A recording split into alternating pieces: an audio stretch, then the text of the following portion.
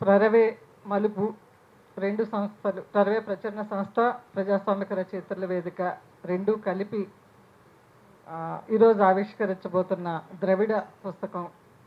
దీనికి ఒక ఏడాది ముందుగా ఈ ప్రయత్నం మొదలైంది. ఇందాక బాలరెడ్డి గారు కొంచెం ప్రస్తావించారు. ప్రరవే మహాసభలు మేము కర్నూలులో చేయాలి అని అనుకున్నప్పుడు మహాసభల టాపిక్ ఏంటని ఎంచుకుంటున్నప్పుడు ఒక 4-5 అంశాలు మా చర్చలోకి వచ్చాయి. అందులో ద్రవిడవాదం మీద మనం ఏమన్నా చేయగలమా, ఇప్పుడు తెలుగు సమాజంలో ద్రవిడవాదం మీద ఏమన్నా చర్చ జరుగుతోందా అని ఆలోచించినప్పుడు పెద్దగా చర్చ నడవలేదు. మనకి ఇంతకు ముందు ఉన్నటువంటి డిస్కోర్స్ అంతా ఆర్య ద్రావిడ విభేదాల మీద, లేదా ఆర్య ఆధిపత్యం మీద, ద్రవిడ జాతి ఎలా వ్యతిరేకతను చూపింది, లేదా సాహిత్యంలో ఎట్లా అది ప్రతిఫలించింది, ఈ డిస్కోర్స్ ఉంది ఎక్కువ శాతం.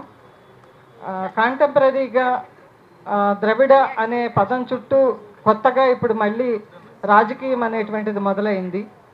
ముఖ్యంగా ఉత్తరాది నేపథ్యంగా రాజకీయ పార్టీలు, ముఖ్యంగా మతతత్వ రాజకీయ పార్టీలు ఒక ఆధిపత్యాన్ని ద్రవిడ నాడు మీద, లేదా ద్రవిడ దేశాల మీద, ద్రవిడ రాష్ట్రాల మీద చూపిస్తున్న ఒక సందర్భంలో దాని గురించి చర్చ అవసరము అని చెప్పి మేము అనుకున్నాము. కాబట్టి మేము మొదలుపెట్టినప్పుడు నిజానికి మాకు కూడా సాహిత్య సంబంధమైనటువంటి కొంత అవగాహన ఉంది తప్ప దాని చుట్టూ ఉన్నటువంటి అనేక రాజకీయాలు తెలియదు. కానీ మేము కొంత చదివి అధ్యయనం చేసి ఒక టాపిక్ అనుకుని అది పెట్టాము. అక్కడ వచ్చినటువంటి చర్చ, లేదా అక్కడ వచ్చినటువంటి ప్రసంగాలు దీని మీద మేము మరింత ముందుకు వెళ్ళాలి అనేటువంటి ఒక ఉత్సాహాన్ని కలిగించినాయి. సో అందులో భాగంగానే మేము ఈ ద్రవిడ అనేటువంటి పుస్తకం తీసుకొద్దాము అని చెప్పి ప్రయత్నం చేశాము. ఈ ప్రాసెస్లో, అంటే అంతకుముందు సభలు పెట్టినప్పటికన్నా మేము ఈ ప్రాసెస్లో ద్రవిడవాదం చుట్టూ చాలా తెలుసుకున్నాము సంపాదకులుగా. అట్లాగే ఇందులో ఉన్నటువంటి వ్యాసకర్తలందరూ కూడా చాలా విలువైనటువంటి వ్యాసాలు రాశారు. ఒక్కొక్కళ్ళు ఆల్మోస్ట్ మృణాలిని గారు అయితే 3-4 నెలలు దాని మీద కూర్చుని మొత్తం, అంటే తెలుగులో బహుశా అది మొదటి వ్యాసం అనుకుంటున్నాను మృణాలిని గారు రాసింది. 4 భాషల, తెలుగు, తమిళ, కన్నడ, మలయాళ భాషల్లోని స్త్రీల సాహిత్యాన్ని ప్రాచీన కాలం నుంచి ఆల్మోస్ట్ వర్తమానం వరకు కూడా ఆమె పరిశోధించి రాసినటువంటి వ్యాసం. అది తెలుగులో మొదటి వ్యాసం, ఆ పద్ధతిలో వచ్చినటువంటి వ్యాసం. అట్లా ప్రతి ఒక్కరూ రాసినటువంటి 9 మంది వ్యాసకర్తలు 11 వ్యాసాలు.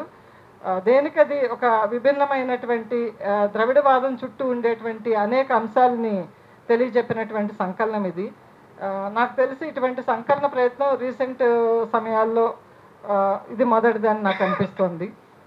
అంటే నేను దాన్ని సాహిత్యాన్ని చదువుకున్నాము, సామాజిక పరిస్థితుల మీద ఒక అవగాహన ఉన్న సందర్భంలో ఇటువంటి ప్రయత్నం కొంచెం విలువైందిగానే అనిపించింది. దానికి బాలరెడ్డి గారికి చెప్పగానే పుస్తకం మేము ప్రరవే వాళ్ళం పని ఎంతైనా చేస్తాం కానీ మా దగ్గర డబ్బులు ఉండవు.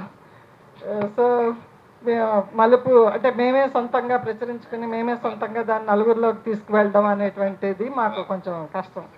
సో బాలరెడ్డి గారికి చెప్పగానే ఆయన నేను వేస్తాను ఈ పుస్తకాన్ని. నేను కూడా ఇటువంటి ప్రయత్నం ఎవరితో నన్ను ఆర్టికల్స్ రాయించుదాం అనుకున్నాను.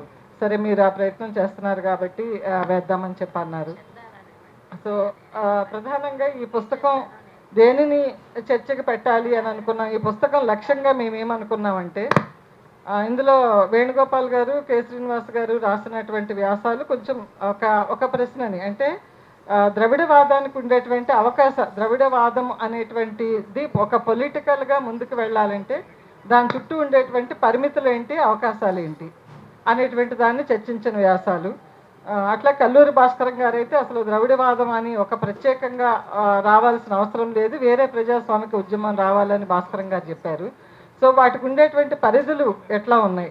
ఇప్పుడు ఉదాహరణకి దక్షిణాది వారందరూ ఒక ఐక్యత మీద, ఏకతాటి మీద రావాలి అని మనం అనుకుంటే, ఇప్పుడు మన ఉత్తరాది యువత నేపథ్యంగా జంజీ ఉద్యమం అక్కడ జంతర్ మంతర్ దగ్గర సాగినప్పుడు దక్షిణాది నుంచే ప్రకాష్ రాజు గారు వెళ్ళారు. సో అక్కడ ఆ యువతకి సపోర్ట్గా వెళ్ళాం. అటువంటి సందర్భాల్లో మనం దక్షిణాది వారం అనేటువంటి బ్యారియర్ బహుశా ఉండదు. అంటే ఏ సందర్భంలో మనం కలుస్తామో, ఎక్కడ విడిపోతాము, ఎప్పుడు మనం దక్షిణ భారతీయులుగా పోరాటం చేస్తాము, ఎప్పుడు ఒక విశ్వ మానవులుగా మనం ఉంటాము. అట్లాగే ఇప్పుడు మనం ద్రవిడవాదము అన్నంత మాత్రాన ద్రవిడ దేశంలో పెట్టుబడిదారులు ఉండరా? ద్రవిడ దేశంలో కుల వివక్ష ఉండదా? ద్రవిడ దేశంలో మతతత్వం ఉండదా? ఇవన్నీ కూడా ఉంటాయి. ఇవన్నీ కూడా అంతర్గతంగా పోరాడుతూనే ఒక విశాలమైనటువంటి ద్రవిడ భావన మీద మనం పనిచేసేటువంటి అవకాశం ఉందా? ఇది ఉంది అని మేము చెప్పలేము. అటువంటి అవకాశాలు అన్వేషించడం కోసం మాత్రమే ఈ పుస్తకం లక్ష్యంగా మేము భావించాము. అట్లాగే అంతర్రాష్ట్రాల మధ్య, మన దక్షిణ భారత రాష్ట్రాల మధ్య కూడా నదీ జలాల వివాదాలు ఉన్నాయి, భాషాపరమైన వివాదాలు ఉన్నాయి. అసలు తూయి తమిళ్ అంటాం మనం తమిళంలో. తమిళ్ దేశీయం వాళ్ళు తూయి తమిళ్లో మాత్రమే మాట్లాడాలి, రాయాలి. అసలు తెలుగు అనేటువంటి పద సంకరమే మనకొద్దు అని చెప్పి వాళ్ళు చాలా గట్టిగా పోరాడుతున్నారు. సో ఇటువంటి అంతర్రాష్ట్ర విభేదాల మధ్య ఈ ద్రవిడ ఐక్యత అనేటువంటిది ఎంతవరకు ఉంటుంది? సో ఈ ప్రశ్నలు, వీటి మీద చర్చ లక్ష్యాలుగా ప్రరవే ఈ పుస్తకాన్ని ముందుకు తీసుకొస్తుంది. ఈ చర్చని మనందరం కలిసి ముందుకు తీసుకెళ్లాలని భావిస్తూ కార్యక్రమాన్ని నడపాల్సిందిగా అక్కడికి